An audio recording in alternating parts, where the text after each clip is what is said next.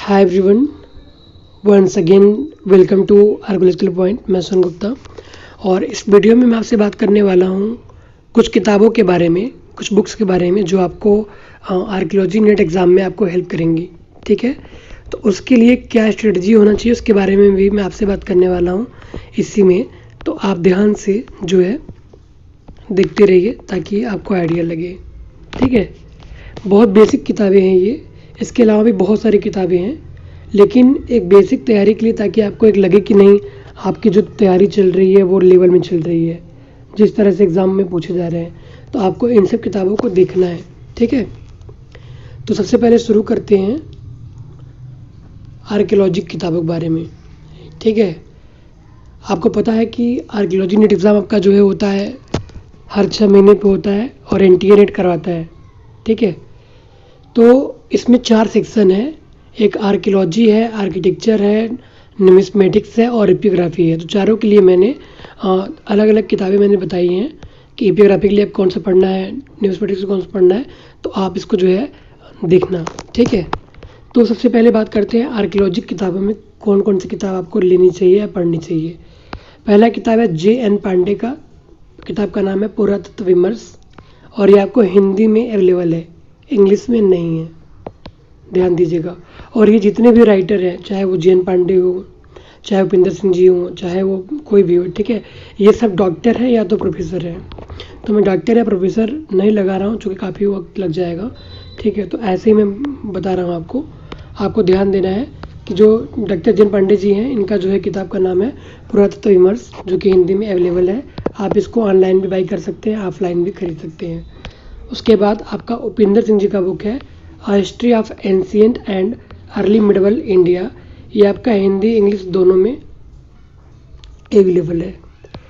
English वाला अगर आप लेते हैं तो आपको 100 रुपये के आसपास थोड़ा महंगा पड़ता है और हिंदी वाला जो है कि आपको 100 रुपये सस्ता पड़ता है। और अगर आप इस किताब का झिराक्स मतलब वो चाहें क्या नाम है पीडीएफ में, तो पीडीएफ में भी अगर आप सर्च करेंगे तो आपको मिल जाएगा। ठीक है, उसके बाद जो है डी.के. चक्रवर्ती का ये किताब है an Oxford companion to Indian archaeology, English में है। अब आपको ये ध्यान देना है कि अगर आपने कभी कुछ नहीं पढ़ा है तो शुरुआत आप करेंगे जे.एन. पांडे जी से। ठीक है, उसके बाद उपिंदर सिंह, उसके बाद आप डी.के. चक्रवर्ती। अगर ये 3 किताब अगर आप जम के पढ़ लेते हैं तो आर्कियोलॉजी में मैक्सिमम क्वेश्चन आप टच कर पाएंगे। ठीक है, उसके बाद जो है फॉर आर्किटेक्चर, आर्कियोलॉजी का उधर ख़त्म हो गया, अब आपका जो है आर्किटेक्चर आ गया। इसके बाद जो है इसमें सबसे पहले जो किताब है वो है एस.पी. गुप्ता की किताब है जिसका नाम है एलिमेंट्स ऑफ इंडियन आर्ट और ये आपका इंग्लिश में अवेलेबल है। इसमें आपको टेम्पल से लेकर के आइकनोग्राफी से लेकर के, ठीक है, जितने भी मतलब पार्ट है आर्किटेक्चर के वो सब आपको इसमें देखने को मिल जाता है। तो ये किताब बहुत अच्छी किताब है। ठीक है, इंग्लिश में है। अगर आप हिंदी में पढ़ना चाहते हैं तो आप जो है शुरुआत करेंगे उदय नारायण उपाध्याय जी से और प्लस गौतम तिवारी। ठीक है, इनकी किताब का नाम है भारतीय स्थापत्य एवं कला, ऑनलाइन भी अवेलेबल है और हिंदी में है। अगर आप इंग्लिश में स्टार्ट करना चाहते हैं तो आप जो है कि एस.पी. गुप्ता से स्टार्टिंग कर सकते हैं। ठीक है, इसके बाद एक और किताब है जो बहुत अच्छा है, ठीक है, हिंदी वालों के लिए, कला एवं पुरातत्व, के.सी. श्रीवास्तव जी का किताब है और ये हिंदी में है। ये किताब भी बहुत शानदार है, बहुत छोटे में है, पतले में है। अगर मिल जाए तो आप इसको ले लीजिएगा, नहीं मिलता है तो आपके लिए ये किताब बेस्ट है। शुरुआती अगर पहली बार आप पढ़ना चाहते हो तो इसको इसी से शुरू करिए। ठीक है, अगर आपको और हार्ड पढ़ना हो, मतलब आपको और डीप पढ़ना हो, तो उसके लिए जो है कि भारतीय कला, एक मतलब भारतीय कला करके है। ठीक है, राइटर बहुत मतलब फेमस राइटर है, मुझे नाम उनका याद नहीं आ रहा है, बस किताब का नाम याद आ रहा है। ठीक है, तो अभी भारतीय कला आप देख सकते हैं अगर आपको और डिटेल में पढ़ना हो तो, उससे बेस्ट कोई किताब अभी तक नहीं है। ठीक है, हिंदी में। ये मैंने आपसे स्टार्टिंग बेसिक मतलब क्लियर करने के लिए मैंने आपसे इस किताब को मतलब मैं आपको कह रहा हूँ पढ़ने के लिए। ठीक है, इसके बाद एपियोग्राफी सेक्शन में आते हैं। यहाँ पे एपियोग्राफी की जब हम बात करते हैं तो के.डी. वाजपेयी का किताब है एक, ठीक है, किताब का नाम है ऐतिहासिक भारतीय अभिलेख। ये आपका हिंदी में अवेलेबल है। किताब जो है कि 800 के आसपास का है। ठीक है, तो अगर आपको जो है कि ऑनलाइन ना खरीदना हो तो आप किसी से मांग के जेरॉक्स भी करवा सकते हैं। ठीक है, ये किताब बहुत बेस्ट है। अगर आप बेसिक के लिए पढ़ना चाहते हैं सबसे पहले तो यही पढ़िए। ये बेसिक भी है, सेकेंडरी भी है, मस्त किताब है। अगर आप इसको भी पढ़ लेते तो आपका पूरा क्लियर हो जाएगा, कुछ आपको पढ़ने की ज़रूरत नहीं है। अगर इंग्लिश वाले पढ़ना चाहते हैं तो वो डीसी सरकार की किताब ले सकते हैं, इंडियन एपिग्राफी। लेकिन आपको ध्यान देना है कि जब आप इस किताब को लें तो आप अपना सिलेबस से मैच कर लें कि क्या सिलेबस से मैच कर रहा है कि नहीं। मैंने देखा, मुझे अच्छा लगा, लेकिन मुझे लगा कॉन्सेप्ट क्लियर करने के लिए किताब बेस्ट है।